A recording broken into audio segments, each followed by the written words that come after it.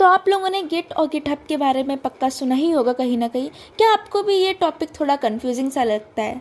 तो आप सही वीडियो पे आए हैं। इस वीडियो पे हम यही सीखेंगे कि गिट और गिटहब क्या होता है, रिपोजिटरी क्या होती है, पुश और पुल मैकेनिज्म क्या है, मर्ज क्या है, कमिट्स क्या होते हैं, एंड इस सब का एक्चुअली में यूज़ किया है। गिटहब हमें सीखना ही क्यों चाहिए। तो ये सब क्वेश्चंस का सॉल्यूशन आपको इस वीडियो में ज़रूर मिलेगा।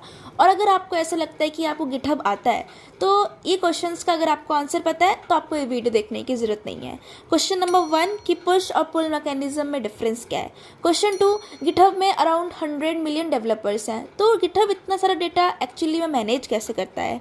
एंड क्वेश्चन नंबर 3 कि आपको पता है कि मर्ज क्या होता है एंड कब यूज़ किया जाता है। अगर आपको ये चीज़ें पता है तो आपको ये वीडियो देखने की ज़रूरत नहीं है, वरना आप ये वीडियो देखना शुरू कर सकते हैं।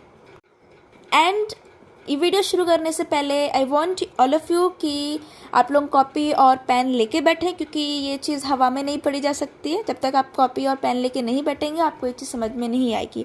और गिटहब एक बहुत इंपॉर्टेंट स्किल है जो आपको आनी ही चाहिए आज की जनरेशन में। So without wasting time just पढ़ने बैठ जाते हैं। तो what actually is GitHub? GitHub actually में है क्या? GitHub is a developer platform that allow developers to create, store, manage and share their code. चलो ये तो हो गई डेफिनेशन। अब देखते हैं GitHub एक्चुअली में है क्या। एक तरीके से ये तुमको प्लेटफॉर्म प्रोवाइड कराता है जहाँ पे तुम अपने कोड को शेयर कर सकते हो एंड इसको और लोग देख सकते हैं। तुम और लोगों के कोड्स को देख सकते हो, उन लोगों के प्रोजेक्ट्स को देख सकते हो, उसमें कंट्रीब्यूट कर सकते हो। अगर तुम लोगों ने कभी GSOC के बारे में सुना हो, GSOC यानी जो गूगल का इंटर्नशिप प्रोग्राम होता है जिसमें गूगल तुमको अराउंड 1 लाख का स्टिपेंड देती है, उसमें होता क्या है कि आप एक्चुअली में कंट्रीब्यूट कर रहे होते हो किसी ओपन सोर्स प्रोजेक्ट पे, तो वो गिटहब पे ही होता है। होता क्या है कि जो बड़ी बड़ी कंपनी होती हैं वो अपने प्रोजेक्ट्स को गिटहब पे डालती हैं एंड तुम उनके कोड को देख सकते हो और उनमें कोई कमी दिखे तो तुम उसमें कंट्रीब्यूट कर सकते हो कि अरे ये कमी मेरे को कमी दिखी, मैं इसमें इम्प्रूवमेंट लाना चाहता हूँ। तो तुमने अपना इम्प्रूव कोड उनको दिया और उनको अगर वो कोड पसंद आया तो उन्होंने उस चीज़ को इम्प्लीमेंट कर दिया, अपने सोल्यूशन में उसको इम्प्लीमेंट कर दिया एक तरीके से। तो तुम एक तरीके से कंट्रीब्यूटर बन गए। यही चीज़ हम करते किसमें, हम गिटहब में कर रहे होते हैं। तो गिटहब एक तरीके से सोशल कोडिंग प्लेटफॉर्म कह सकते हो। तो हम लोगों का डेवलपर्स का इंस्टाग्राम कह दो गिटहब है। हम लोग इंस्टाग्राम नहीं चलाते, हम लोग गिटहब चलाते हैं। गिटहब में होता क्या है कि जैसे हम अब एक्चुअली में देखते हैं कि गिटहब की नीड क्या होती है। तो इतनी बड़ी बड़ी जो कंपनीज होती हैं उनके जो प्रोजेक्ट्स होते हैं, अब वो कोई छोटे लेवल के प्रोजेक्ट्स तो नहीं होते हैं, उनके प्रोजेक्ट्स तो बड़े लेवल के होते हैं। अब सपोज कोई बहुत छोटी सी कंपनी है, उसको अपना वेबसाइट बनाना है, तो क्या वो वेबसाइट कोई एक बंदा बनाता है? नहीं, कम से कम 5 लोगों की टीम, चलो मैं मानती हूँ 5 लोगों की टीम होती है। सपोज एक बंदा नेवबार बना रहा है, एक होम पेज बना रहा है, एक अबाउट पेज बना रहा है, एक कॉन्टेक्टस पेज बना रहा है, एक पेमेंट गेटवे बना रहा है। अब ये सब लोग टुगेदर कैसे काम करते हैं? क्या वो ये करते हैं कि एक बंदे ने नेवबार बना दिया, फिर वो नेवबार की फाइल उसने दूसरे बंदे को भेजी, दूसरे बंदे ने अपना जो काम किया वो तीसरे बंदे को भेजी, तो फाइल ये लोग क्या व्हाट्सएप पे फाइल ही एक्सचेंज करते रहते हैं? क्या कॉपी पेस्ट करके वो कोड शेयर करते हैं? कोड एक्चुअली में शेयर कैसे होता है? कोड एक्चुअली में लोग, जैसे अगर कॉलेजेस में होंगे तो कॉलेज में आपको असाइनमेंट मिलते होंगे, आप असाइनमेंट अपने दोस्त से मांगते होगे तो दोस्त या तो वर्ड का फाइल भेज देता होगा या कॉपी पेस्ट करके कोड भेज देता होगा। बट एक्चुअली में ये तो चलो शेयर करना हुआ। जब बात आती है कि कंपनी में प्रोजेक्ट्स बन रहे हैं, तो प्रोजेक्ट्स में जब कोलैबोरेशन की बात आती है तो वो गिटहब पे होता है। गिटहब अभी हम आगे देखेंगे कि गिटहब में एक्चुअली में कोलैबोरेशन होता कैसे और उसका मैकेनिज्म क्या है, वो सब हम सीखेंगे। अगर आपको अभी तक ये समझ में आ गया होगा कि इसका एक्चुअली में यूज़ क्या है। अब इसको एक्चुअली में यूज़ कौन करते हैं? Future developers like you. अगर आप ये वीडियो देख रहे हो उसका मतलब यही है कि आप डेवलपमेंट फील्ड में जा रहे हो, तो आप जो आगे जाके फ्यूचर डेवलपर बनोगे आप इस चीज़ का पक्का ही यूज़ करोगे। ये जो 100 मिलियन ऑर्गेनाइजेशन जो इसको यूज़ कर रही हैं उसी ना किसी ऑर्गेनाइजेशन में आप जाओगे और आप इसका यूज़ करोगे। ऑलमोस्ट 4 मिलियन ऑर्गेनाइजेशंस हैं and 100 million developers, and you are also one of those developer. उन 100 मिलियन में आप भी आने वाले हो। And it is use for storing, tracking and collaborating on software projects. ये चीज़ मैंने आपको बताई, सॉफ्टवेयर के जो प्रोजेक्ट्स बड़े बड़े लेवल पे होते हैं उसका कोलैबोरेशन कैसे होता है, ट्रैक कैसे किया जाता है कि अभी मैंने ये चीज़ बनाई है, आगे मैं ये चीज़ बना रहा हूँ। ठीक है, जो प्रोजेक्ट्स का ट्रैकिंग है तो जो रिपोर्ट्स तैयार की जाती है वो गिटहब के थ्रू ही हम तैयार कर सकते हैं बहुत इजीली। तो ये सारी चीज़ें हम आगे सीखेंगे कि कैसे क्या होता है। प्रोजेक्ट्स तो नहीं तैयार कर सकते, बट हाँ इसको कैसे ट्रैक कर सकते हैं वो मैं बताऊँगी। अब आपको गिटहब जानने की क्या ज़रूरत है। अब आप तो कोई बहुत बड़ा प्रोजेक्ट बना नहीं रहे हो, कोई आप कंपनी में तभी काम कर नहीं रहे हो, तो आपको क्या नीड है गिटहब सीखने की। अब आपको इसलिए नीड है क्योंकि आप ही उस ऑर्गेनाइजेशन में आगे जाके काम करोगे। तो गिटहब आज की जनरेशन में एक इंपॉर्टेंट स्किल है जो कि आपको आनी चाहिए। एंड आप अपने सीवी या रेज्यूमे में जो भी प्रोजेक्ट्स डालते हो कि मैंने ये वेबसाइट बनाई है, ये प्रोजेक्ट कंप्लीट किया है, मशीन लर्निंग का ये प्रोजेक्ट्स मैंने सीखा है, ये मैंने किया, तो आप इस चीज़ को गिटहब पे डालते हो ताकि रिक्रूटर आपके कोड को देख सके, जाके वो देख सके कि आप कितना यूनिक कोड लिखते हो, कितना क्लीन आपका कोड होता है। एंड आप वहाँ पे अपनी वेबसाइट की लिंक भी शेयर कर सकते हो, तो द रिक्रूटर कैन सी कि यस आप बंदे ने किया क्या एक्चुअली में। तो गिटहब एक तरीके से इसलिए आपको एज ए स्टूडेंट ज़रूर आना चाहिए। फिर हम बात करते हैं गिटहब का बेस क्या है। तो ये जो one of the first question जो मैंने पूछा था गिटहब वर्क कैसे करता है, तो ये इसका आंसर है। गिटहब एक्चुअली में गिट को यूज़ करता है। गिट एक्चुअली में एक वर्जन कंट्रोल सिस्टम है। तो गिटहब किस पे बेस्ड है, कौन से लॉजिक को गिटहब यूज़ कर रहा है। गिटहब गिट का लॉजिक यूज़ करता है। गिट एक open source free to use software है जो कि स्मॉल और लार्ज प्रोजेक्ट्स के लिए हम यूज़ करते हैं। And it keep track of every change that you make in GitHub. तो मैंने आपको बताया था, अब देखो शायद मैं आपको नहीं बताया, बट ऐसा होता है कि जैसे मैंने एक वेबसाइट बनाई है और मुझे उसमें मैंने बैकग्राउंड पिंक रखा है। अब मुझे वो पिंक बैकग्राउंड अच्छा नहीं लगा, तो मैंने उसको चेंज कर दिया ब्लू में। ठीक है, अब मैंने ब्लू में चेंज किया, अब मेरे को ब्लू अच्छा लगा, मैंने प्रेजेंटेशन दी, जो मेरा ओनर था उसको ब्लू अच्छा नहीं लगा, तो उसको पिंक जो मैंने पहले दिखाया था वो अच्छा लगा। अब तुम पिंक का कलर भूल गए कि कौन सी कलर कोडिंग थी। अब क्या इज़ इट एक्चुअली पॉसिबल कि तुम वापस उस कलर कोडिंग पे जा सको। ये तो मैंने बहुत बेसिक एग्जांपल लिया। कलर कोडिंग चलो पॉसिबल है, अगर मैंने पेमेंट गेटवे कुछ लगाया है और वो अभी अच्छा नहीं लगा, पहले वाला अच्छा था, तो मैं कैसे बैक ट्रैक जा सकती हूँ। ये हमारा होता है, ये जो बैक ट्रैकिंग होती है कि हम वापस उस चेंज पे जा सकते हैं जो मैंने पहले किया था, यही गिटहब प्रोवाइड कराता है। इसी को हम वर्जन कंट्रोल सिस्टम बोलते हैं। वर्जन कंट्रोल सिस्टम का मतलब है तुम वापस उस फेज में जा सकते हो जिसमें तुम्हारा ओरिजिनल डेटा था। मतलब version control system is a system that records all the modification made to a file or set of data so that a specific version may be called up later if needed। इसका मतलब ये, चलो ये तो English थी, कुछ नहीं समझ में आएगा, मैं बताती हूँ कि जो मैंने बताया ना कि मैंने अपडेट जो किया है, तो ये अपडेट को स्टोर करके रखता है कि इनिशियल इसका ये डेटा था, ये कलर कोडिंग थी, #7 कलर कोडिंग थी इसके, अब इसने कलर कोडिंग चेंज करके #9 कर दी है। तो तुम वापस जाके देख सकते हो कि ओरिजिनल क्या कोडिंग थी, #7 थी, ओ तो कि मुझे 7 ही चाहिए, मैं इसको रिवर्ट कर दे रही हूँ। मतलब मैं वापस उस वर्जन पे जा सकती हूँ जो इस पे वो ऑलरेडी था। तो जो मैंने अपना चेंज किया है उसको मैं रिवर्ट कर सकती हूँ। ये बहुत बड़ा एडवांटेज है गिटहब का। एंड ये आज के जनरेशन में बहुत कंपनीज के लिए बहुत हेल्पफुल चीज़ है कि उन्होंने अगर कोई प्रोजेक्ट बनाया है एंड वो अच्छा नहीं बना, या एक तरीके से जो अभी चेंज हुआ है वो अच्छा नहीं लगा किसी को, तो हम वापस जा सकते हैं। एंड फॉर समवन जो कि सीखना चाहता है न्यू चीज़, कि वो किसी वेबसाइट से सीखना चाहता है कि ये वेबसाइट बनी कैसी है, तो जो एक तरीके से पूरा वर्क फ्लो होता है गिटहब पे कि ये ऐसी ऐसी बनी है, इसमें ये चेंजेस हुए हैं, तो आप उस चेंज को देख के एक तैयार कर सकते हो अपनी वेबसाइट भी। तो ये वर्जन कंट्रोल का बहुत बड़ा एडवांटेज है, गिटहब बहुत बड़ा एडवांटेज प्रोवाइड कराता है। उसके बाद एक इम्पॉर्टेंट टर्मिनोलॉजीज पे आते हैं हम। रिपोजिटरी क्या होती है, पुश क्या होता है, पुल क्या होता है, फॉर्क क्या होता है, मर्ज क्या होता है, ब्रांच क्या होता है। ये बहुत टफ टर्मिनोलॉजी है, अगर आप पहली बार सुन रहे हो तो आपको बहुत टफ लगेगा। अभी हम गिटहब पे चलते हैं और गिटहब पे देखते हैं, और तभी हम जानेंगे कि ये चीज़ होती क्या है।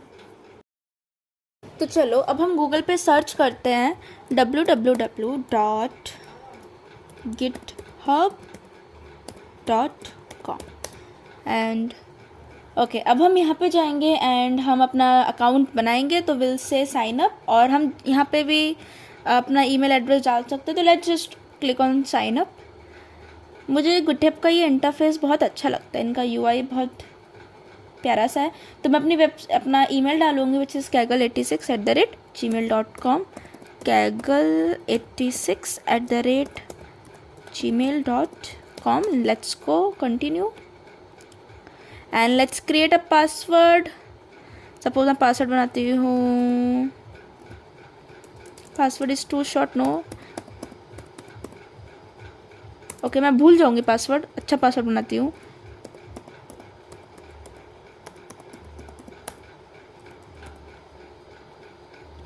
गुड। क्या ये अच्छा पासवर्ड नहीं है क्या?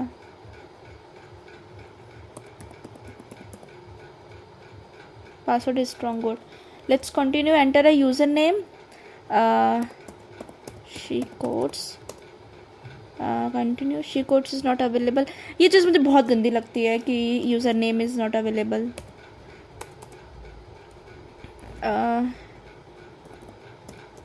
WebTutor, it's available, let's continue and I want to just continue, let's click, okay यहाँ पे हमारा अकाउंट वेरीफाई हो रहा है एंड आई थिंक ईमेल पे OTP जाएगी, नहीं, protecting your account, okay let's verify कि मैं यूज़र, मैं बोट नहीं हूँ, मैं एक रियल पर्सन हूँ। मुझे अपने आप को आइडेंटिफाई करना पड़ेगा कि मैं रियल पर्सन हूँ। Submit, next, okay submit. Okay guys, मैं रोबोट नहीं हूँ, मैं एक रियल पर्सन हूँ। ओके तो मेरे को एक कोड आया है, मेरे को पासवर्ड सेव करना था पर ठीक है, मेरे को कोड आया होगा मेरे मेल पे। लेट्स सी क्या कोड है, तुम लोगों को नहीं दिखाऊंगी मैं। ओके मैं फ़ोन पे चेक कर लेती हूँ, उस पर क्यों खोल रही हूँ। ओके मेरा कोड आ चुका है।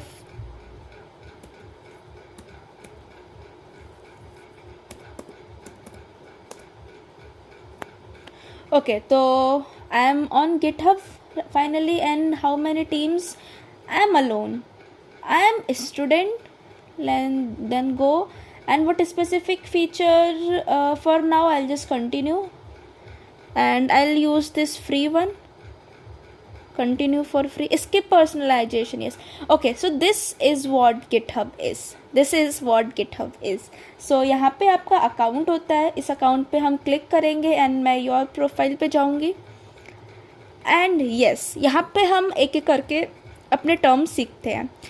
सबसे पहले हम इस रिपोजिटरीज़ में जाएंगे। रिपोजिटरी बेसिकली क्या होती है, आपने जो प्रोजेक्ट्स बनाए हैं वो उसकी आप रिपोजिटरी क्रिएट करते हो। बेसिकली ये आपके फोल्डर्स होते हैं, कलेक्शन ऑफ फाइल्स होती है जिसके अंदर आपके प्रोजेक्ट्स होते हैं, जिसके अंदर आपके कोड होते हैं। तो सपोज़ मैं एक रिपोजिटरी बनाती हूँ, मैं यहाँ पे न्यू पे क्लिक किया, मैंने रिपोजिटरी का नाम दिया माई ऐप। डिस्क्रिप्शन जो आपको बताना हो कि मेरा ऐप ये करता है या मेरी इस रिपोजिटरी में एक्चुअली में ये काम है, आप अपना रिपोजिटरी का नाम और डिस्क्रिप्शन दोनों ही चेंज कर सकते हो बाद में जाके। ऐड अ रीडमी फाइल क्या करती है कि आपके यूज़र को डिस्क्रिप्शन देती है कि आपके प्रोजेक्ट का एक्चुअली में काम क्या है। डिस्क्रिप्शन इज़ डिफरेंट एंड ये readme file is different. Readme file आपके, जैसे आपने अगर VS कोड में भी इसको खोला तो उसमें रीडमी फाइल होता है और आप उसको मॉडिफाई कर सकते हो, ठीक है। तो रीडमी फाइल आप एक फ़ाइल की तरह है। डिस्क्रिप्शन विल जस्ट प्रोवाइड, यहाँ पे एक जैसे मैं आपको बताती हूँ, डिस्क्रिप्शन मैंने प्रोवाइड किया, सपोज कुछ मैंने टाइप कर दिया and let's just create repository and यहाँ पे हमारी रिपोजिटरी बन जाएगी। लेट्स जस्ट वेट, ये हमारी रिपोजिटरी बन गई है। तो यहाँ पे देखो, ये अबाउट के अंदर ये जो चीज़ है ये हमारा डिस्क्रिप्शन होता है। यहाँ पे जो readme.adme है, readme.md है, ये आपका एक्चुअली में रीडमी फाइल है जिसके अंदर आपने इंस्ट्रक्शन दी है कि आपने इस कोड में किया क्या है, जिसमें आप इंस्ट्रक्शन ये भी दे रहे हो कि अगर कोई आपका ये कोड यूज़ करना चाहता है तो वो कैसे यूज़ करेगा, ठीक है, कैसे इंस्टॉल करना है ये जो कोड है उसको। अब मैं बताती हूँ इसमें होता क्या है। तो यहाँ पे सबसे पहला टर्म जो हमने सीखा था वो था रिपोजिटरी हम सीख चुके हैं। इसके बाद हम बात करते हैं पुश, पुल, फॉर्क, मर्ज और ब्रांच, ये चीज़ों की।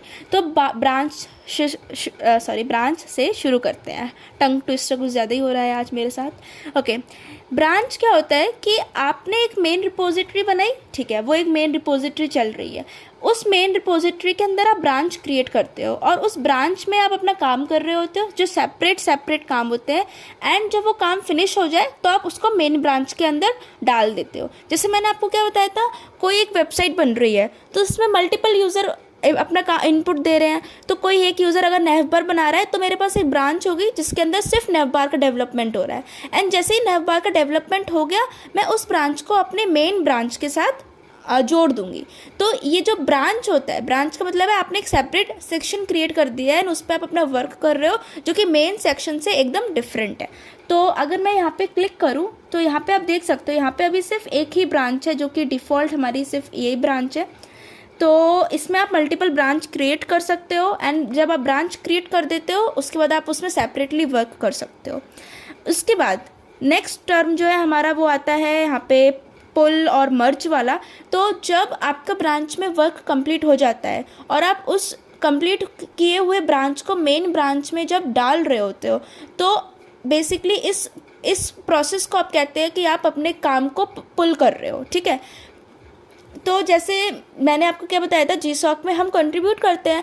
तो आपने किसी सपोज़ कोई XYZ ऑर्गेनाइजेशन थी, उसने अपना वेबसाइट का कुछ डाला है, ठीक है, कुछ कोड डाला है, आपको उसके कोड में कमी दिखी, आपने इम्प्रूव किया कोड। अब आप चाहते हो कि वो कोड वो एक्चुअली में देखें और उसको अपने ऐप में इम्प्लीमेंट करें। तो आप उसमें एक रिक्वेस्ट भेजोगे जो कि होती है पुल। तो आप अपना एक पुल रिक्वेस्ट भेज रहे हो, तो जिसकी वो ओरिजिनल रिपोजिटरी थी वो उस कोड को देखेगी, और अगर उसको वो कोड अच्छा लगा तो वो अपने ओरिजिनल रिपोजिटरी में आपके कोड को मर्ज कर लेगी। तो मर्ज इज़ व्हाट कि आपने जो अपडेट किया है, जो ब्रांच आपने एक अपडेटेड ब्रांच भेजी है उसको अपनी मेन ब्रांच के अंदर डाल देना, दैट इज़ कॉल्ड एज मर्ज। और पुल और पुश का मतलब है जिसने उसमें चेंजेस इम्प्लीमेंट किए, जो मैंने जैसे इम्प्लीमेंट किए हो चेंजेस, तो मैं उसको एक रिक्वेस्ट भेजूंगी कि प्लीज़ आप इसको देखिए कि आपको ये कोड अच्छा लग रहा है, और अगर अच्छा लग रहा हो तो आप इसको मर्ज कर सके। तो जो वो रिक्वेस्ट होती है वो हमारी पुल रिक्वेस्ट होती है। उसके बाद एक टर्म आता है फॉर्क।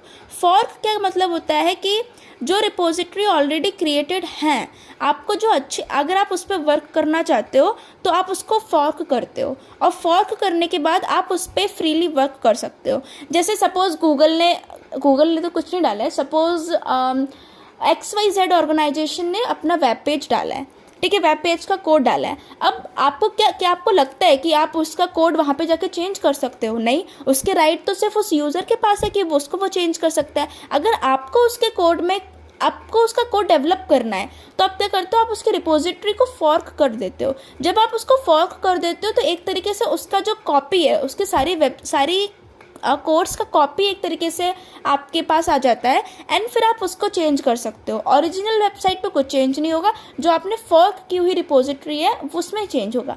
तो चलो उसका प्रैक्टिकल डेमो देखते हैं कि एक्चुअली में होता कैसे है। मैं यहाँ पे कोई भी वेबसाइट को सर्च कर कुछ भी डालती हूँ, मैं क्या यहाँ पे सर्च कर सकती हूँ। मैं सबसे पहले तो इधर जाऊँगी होम पेज पे। होम पेज पे मैं यहाँ पे सर्च करूँगी, type here to search, let's click website, कुछ भी डाल देती हूँ, मैं वेबसाइट डालती हूँ।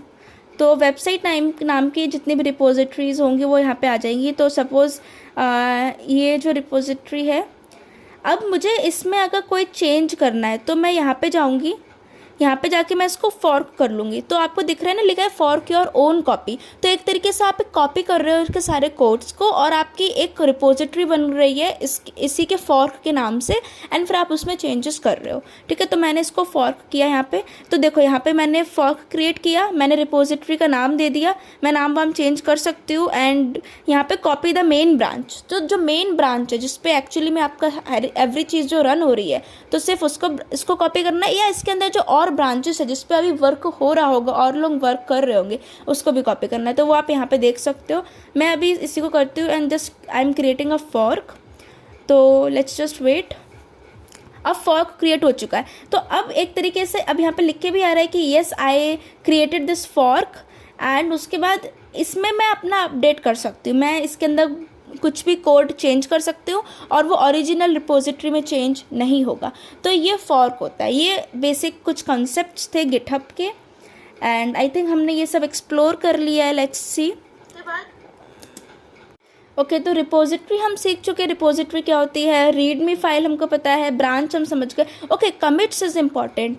कमिट क्या होता है कि जब आप अपना कोई चेंज कर रहे होते हो और सामने वाले यूज़र को दिखा रहे होते हो कि मैंने ये चेंज किया है, तो सामने वाला यूज़र कैसे जान सकेगा? देखो, एट द एंड हम ह्यूमंस हैं, हम कोड को जस्ट देख के पहचान नहीं सकते कि ये कोड में है क्या।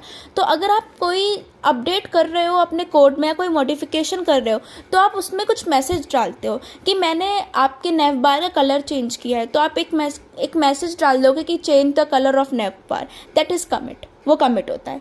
ये सब एक्चुअली में वर्क कैसे करते हैं वो हम अगली वीडियो में ज़रूर देखेंगे। तो अगली वीडियो बहुत ही ज़्यादा इंपॉर्टेंट होने वाली है, उसके लिए एकदम तैयार रहना, एकदम फोकस्ड रहना। उसमें हम कोड को सीखेंगे कि कोड से कैसे एक्चुअली में करते हैं, तो दैट इज़ वेरी इंपॉर्टेंट। यहाँ पे अभी हम सिर्फ कंसेप्ट सीख रहे हैं कि ये एक्चुअली में है क्या, एक ओवरव्यू ले रहे हैं, एक इंट्रोडक्शन ले रहे हैं कि गिटहब एक्चुअली में होता क्या है, इसके अंदर क्या क्या फीचर्स होते हैं, क्या बेस है गिटहब का, किसके ऊपर वो बेस्ड है, क्या क्या मेन टर्मिनोलॉजीज़ हैं जो कि सुनने में बहुत मुश्किल लगती हैं, बट जब समझ में आ जाता है तो बहुत इजी पीजी लगती है। तो कमिट समझ में आ गया। कमिट इज़ बेसिकली हम जब भी कोई चेंज करते हैं तो हम एक मैसेज लिखते हैं कि मैंने ये चेंज किया है, ताकि सामने वाले को समझ में आए कि वो कमिट एक्चुअली में मैंने किया क्या है, मैंने मॉडिफिकेशन क्या किया है। क्योंकि हो सकता है 10 साल बाद मैं फिर से ये कोड देखूँ, 10 साल तो ज़्यादा हो गया, सपोज़ 1 महीने बाद मैं फिर से अपना कोड देखूँ, मैं भूल चुकी हूँ मैंने क्या किया था, तो मैं एक तरीके से मेरे पास कमिट मैसेज होगा जिससे मैं जान सकती हूँ ओ मैंने इसमें ये किया था।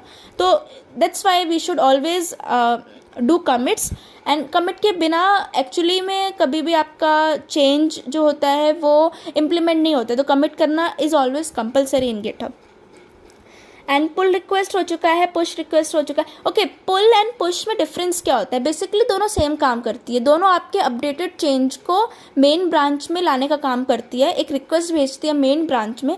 तो पुश रिक्वेस्ट क्या होती है कि जब आप एक लोकल ब्रांच में जो कि आपके कंप्यूटर में ही है, उससे आप कोई रिमोट रिपोजिटरी पे जब आप रिक्वेस्ट भेज रहे हो, जैसे मैंने VS कोड में कुछ चेंज करके आप गिटहब पे उसको डाल रहे हो, दैट इज़ पुश। तो हम पुश करते हैं।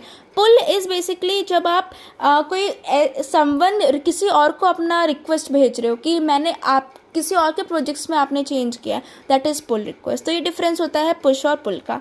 फॉर्क आपको समझ में आ गया होगा। तो दैट्स इट फॉर टुडे। ये टर्मिनोलॉजीज थी। End of course this isn't the end, this is the beginning. ये स्टार्ट है इस कोर्स का, ये एंड नहीं हो गया है। ये कोर्स एक लंबा कोर्स है। मैंने शॉर्ट वीडियो बनाने की कोशिश की ताकि आप लोगों का भी थोड़ा बहुत एक वो बना रहे कि हाँ सीखना है, बोर ना हो जाओ, क्योंकि गिटहब एक इम्पॉर्टेंट स्किल है, आज के ज़माने में आपको आनी ही चाहिए। तो अगले वीडियो में हम बहुत इंपॉर्टेंट चीज़ें सीखने वाले हैं कि क्योंकि हम डेवलपर हैं, हम कोड सीखते हैं, तो हम कोड के बारे में जानेंगे कि गिट के क्या क्या कमांड्स होते हैं। मर्ज कमांड जो होता है, पुल होता है, पुश होता है, ये जो रिपोजिटरी एक्चुअली में गिटहब पे VS कोड से कैसे क्रिएट की जाती है, तो ये सब हम अगले वीडियो में सीखेंगे। बहुत डिटेल सीखने वाले हैं। प्रैक्टिकल डेमो मैं बताऊंगी कि मैंने कैसे एक रिपोजिटरी क्रिएट की। तो ये सब आने वाला है, उसके लिए stay tuned. And it's very important. Next video is very important for the coders and we will learn how we can work in GitHub by the command line. ठीक है, तो अगले वीडियो के लिए एकदम तैयार रहिएगा। एंड एक प्यारा सा थैंक यू तुम सबको जो ये वीडियो देख रहा है। एंड अभी तक जितने लोगों ने देखा है, अबाउट 1.2 के व्यूज़ आ चुके हैं मेरे चैनल पे। I am very happy for this and I am very happy आप लोग सपोर्ट कर रहे हो। ऐसे ही अपना सपोर्ट बनाए रखना। And I am going to give you more content, more knowledge. हम दोनों साथ में मिलकर अपने नॉलेज बढ़ाएंगे। So thank you for today and keep learning, keep working hard. Thank you so much, have a nice day. And हाँ, video end करने से पहले बोनस क्वेश्चन का आंसर देती हूँ। सो हमारा बोनस क्वेश्चन था कि गिटहब पे अराउंड 100 मिलियन ऑफ यूज़र्स हैं, उनका डेटा एक्चुअली में स्टोर कैसे होता है? बहुत रेयर लोगों को ये क्वेश्चन दिमाग में आते हैं एंड मेरे भी दिमाग में नहीं आए थे। One of my friend asked me this question and I was like wow, अच्छा क्वेश्चन है।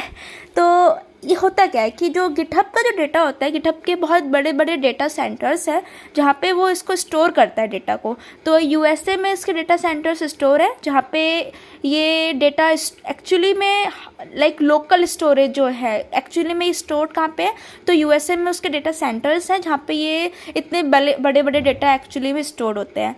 एंड गिटहब जब उस पर कोई न्यू यूज़र एक अकाउंट क्रिएट करता है तो वो उसको अबाउट 1 TB तक का स्टोरेज प्रोवाइड कराता है। अगर आपके इससे भी ज़्यादा ह्यूज प्रोडक्ट्स हैं तो आपको उसका कुछ प्लान परचेज़ करना पड़ता है जिसमें जिसके बाद आपको उसमें एक्स्ट्रा और अमाउंट मिल जाता है स्टोरेज का. तो that's how GitHub manage the storage.